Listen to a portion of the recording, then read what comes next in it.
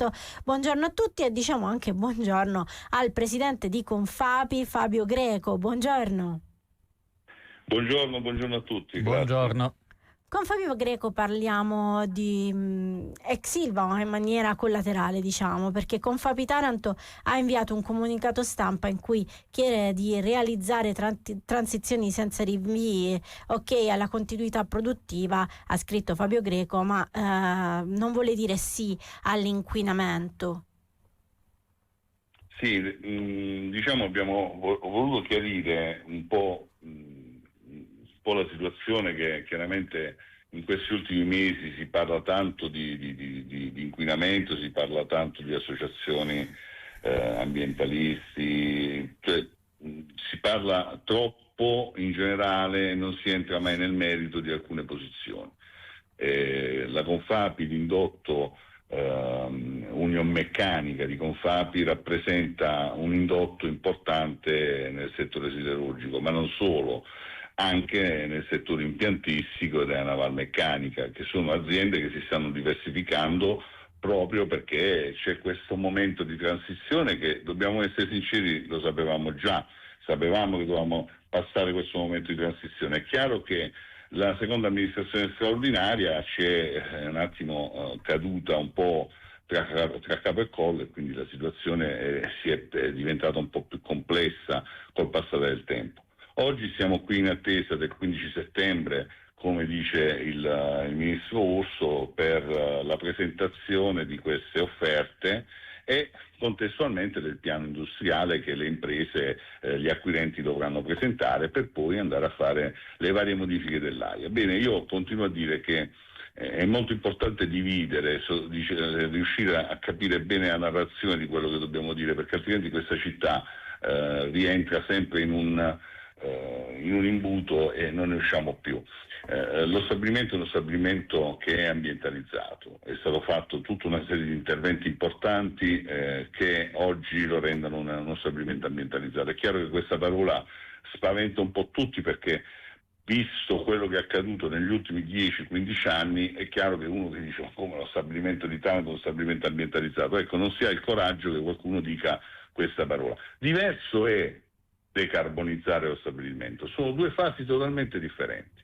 Dobbiamo essere pronti ad affrontare questo passaggio, questa transizione per addivenire a una decarbonizzazione di uno stabilimento che oggi è in grave situazione generale, perché dobbiamo immaginare anche che se noi dovessimo sfortunatamente, dico io, vendere la parte di stabilimento del nord e non Taranto, sì, chiaramente noi abbiamo un'AIA che prolunga nel tempo per i prossimi 10-12 anni e avremo sempre carbone, quindi la decarbonizzazione non avverrà mai.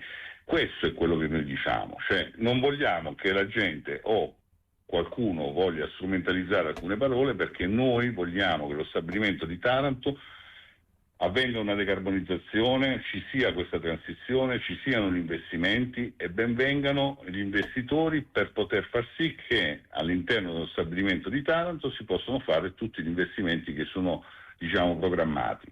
Quello che chiedo al governo, e concludo, dico bene, c'è questo progetto, però come tutti i progetti bisogna vedere chi paga e i soldi e i finanziamenti da dove arrivano, perché io vedo solo rispetto ai 7, 9, 10 miliardi che si sente parlare, io ne vedo solo uno sul banco delle proposte, quindi da parte del governo. Bisogna capire come si arriva anche ai rimanenti 7, 8, 9 rispetto a quelli che sono i progetti che bisognerà fare. Ecco, questo è importante che dobbiamo dire ai cittadini, dobbiamo dire alla comunità.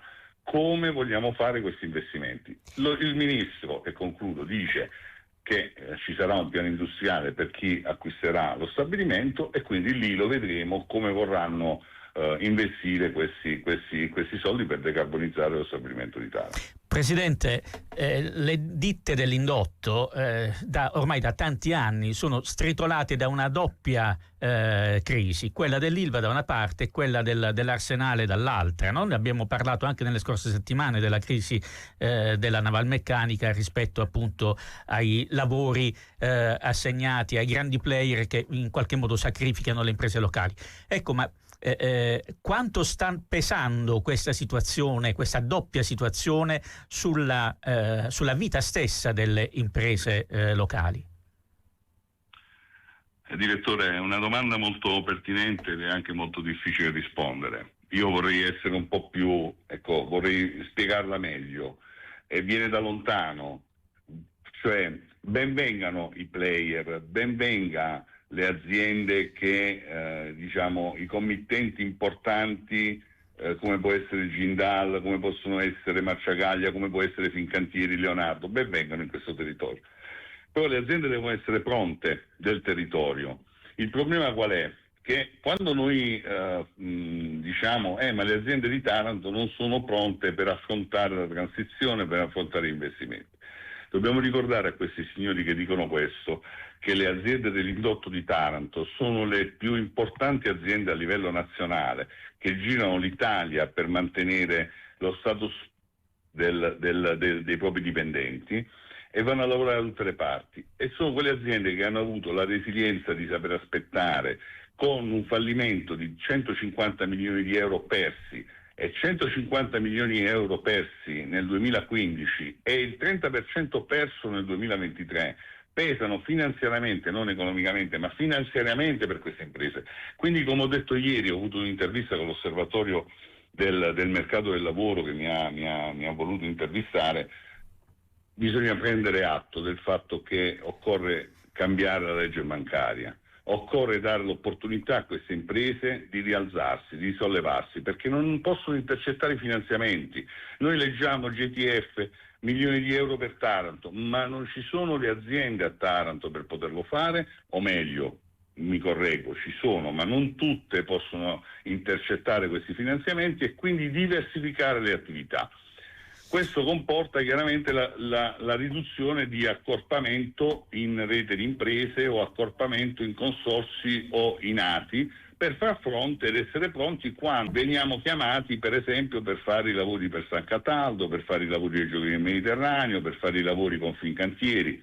E quindi siamo piccole realtà e rimaniamo piccole realtà perché non hanno l'opportunità di accedere a questi finanziamenti e diversificare e rafforzarsi. Quindi è un po' complesso come ragionamento, spero di essere stato chiaro. A mio avviso occorre che il governo faccia una riflessione rispetto a tutti i dati negativi che ci sono per Taranto, perché uno dice do i soldi per Taranto ma i soldi non vengono spesi. Bene, vengono spesi perché dobbiamo rivedere la legge bancaria e dare l'opportunità agli imprenditori e alle imprese di poter avere quella finestra per intercettare quei finanziamenti e risollevarsi da un danno creato chiaramente non dall'imprenditore stesso, ma da uno stabilimento siderurgico strategico per l'Italia. Grazie a Fabio Greco, presidente di Confapi Taranto. Torneremo a parlare di questo e adesso noi ci dobbiamo fermare perché c'è la pubblicità.